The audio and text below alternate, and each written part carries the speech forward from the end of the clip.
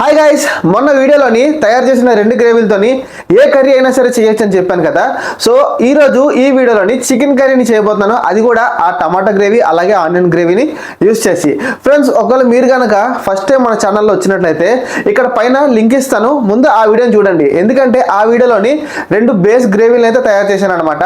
ఆ గ్రేవీలతోని మనం ఏ కర్రీనైనా తయారు చేయొచ్చు. అయితే ఇప్పుడు మనం లేట్ చేయకుండా ఆ బేస్ గ్రేవీలతోని చికెన్ కర్రీ ఎలా చేయాలో ఈ వీడియోలో చూసేద్దాం. సో ఫ్రెండ్స్, ఇప్పుడు మనం చికెన్ని మసాలాలన్నీ కలిపి పక్కన పెట్టుకుందాం. చిన్న ప్యాకెట్తోని ఒక ప్యాకెట్ పెరుగు అయితే వేసుకున్నాను. ఒక చిన్న స్పూన్తోని పసుపు, అలానే జింజర్ గార్లిక్ పేస్ట్, కొద్దిగా కారం, కొద్దిగా గరం మసాలా, అలానే కొంచెం సాల్ట్, ఇవన్నీ వేసి చికెన్ని బాగా కలుపుకొని ఒక పావు గంట సేపు పక్కన పెట్టుకోవాలి. ఫ్రెండ్స్, ఆల్రెడీ మనం గ్రేవీలో కూడా ఇలా స్పైసెస్ అన్నీ వేసుకున్నాం కాబట్టి చికెన్ని మ్యారినేట్ చేసినప్పుడు కొంచెం తక్కువ వేసుకోండి. కావాలనుకుంటే మనం కర్రీ చేసినప్పుడు సరిపోకపోతే ఉప్పు కారం అనేది యాడ్ చేసుకోవచ్చు. సో ఇప్పుడు ఒక ఫ్రై ప్యాన్లోని కొద్దిగా ఆయిల్ వేసుకొని దాంట్లో ఒక 2-3 పచ్చిమిరపకాయలు వేసుకొని కొద్దిగా రోస్ట్ చేసుకుందాం.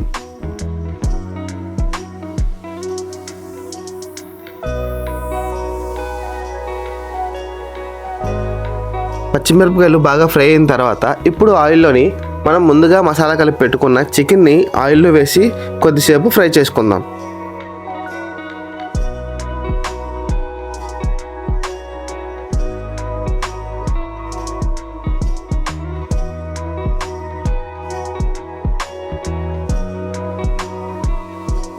ఇప్పుడు ఒక 2 నిమిషాలు మూత పెట్టి అలా ఉడకనిద్దాం.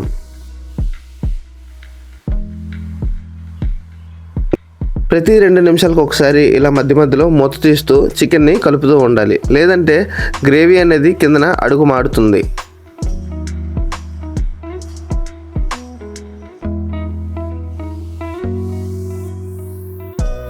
ఇప్పుడు కొద్దిగా కరివేపాకు వేసుకొని బాగా కలుపుకొని మళ్ళీ ఇంకొకసారి మూత పెట్టి ఒక 2 నిమిషాలు మళ్ళీ ఉడకనిద్దాం.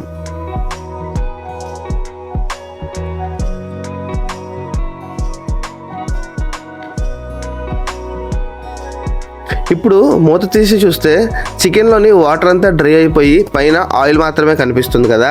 ఇలా అయితే మనకి చికెన్ 70% బాయిల్ అయిపోయినట్టేనమాట. ఇప్పుడు మనం ఇందులో ముందుగా తయారు చేసి పెట్టుకున్న ఆనియన్ టమాటో గ్రేవీని, అలానే కొంచెం ఎల్లో గ్రేవీని యాడ్ చేసుకుందాం. ఫ్రెండ్స్, మీరు కనుక ఈ గ్రేవీలు తయారు చేసే వీడియో చూడలేనట్లయితే పైన ఐబాక్స్లోని, అలాగే కామెంట్ సెక్షన్లోని, ఇంకా లాస్ట్ ఎండ్ స్క్రీన్లో కూడా ఈ వీడియో లింక్ అయితే ఇస్తాను, వెళ్ళి చూడండి. ఇలా గ్రేవీలు వేసుకున్న తర్వాత కొంచెం వాటర్ని కూడా యాడ్ చేసుకుందాం. ఒకవేళ మీకు కనుక గ్రేవీ లూజ్గా కావాలి అనుకుంటే వాటర్ని ఇంకొంచెం ఎక్స్ట్రా యాడ్ చేసుకోండి. వాటర్ వేసిన తర్వాత మళ్ళీ గ్రేవీలు బాగా మిక్స్ అయినట్టు కలుపుకొని ఒక 2 నిమిషాలు మూత పెట్టి బాయిల్ అవనివ్వండి. సో ఇప్పుడు మనం మూత తీసి చూస్తే మనకి ఆయిల్ అనేది పైన తేలుతూ కనిపిస్తుంది. ఫ్రెండ్స్, గ్రేవీలు అనేవి ఆల్రెడీ కుక్ అయిపోయినవే, అలానే చికెన్ కూడా ఇందాక మనం 70% ఫ్రై చేసేసుకున్నాం కాబట్టి మనకి చికెన్ కర్రీ ఇంత ఫాస్ట్గా రెడీ అయిపోతుంది. ఫైనల్గా మనం కొంచెం కొత్తిమీర వేసుకొని ఒక 2 నిమిషాలు మూత పెట్టి పక్కన పెట్టేసుకుంటే మన చికెన్ కర్రీ అయితే రెడీ అయిపోయింది. సో ఫ్రెండ్స్, చూశారు కదా ఎంత ఈజీగా చికెన్ కర్రీ రెడీ అయిపోయిందో. సో అదే విధంగా వంట రాని వాళ్ళైనా సరే గ్రేవీలు తయారు చేయడానికి ఒక్కసారి కష్టపడితే చాలు, వారం రోజులు ఈజీగా కర్రీలు అయితే చేసుకోవచ్చు అనమాట. సో ఇప్పుడైతే నేను టేస్ట్ చూసి చెప్తాను.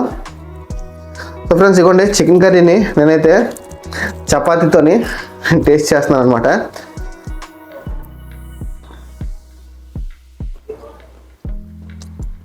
ఓ బాబా, అదిరిపోయింది.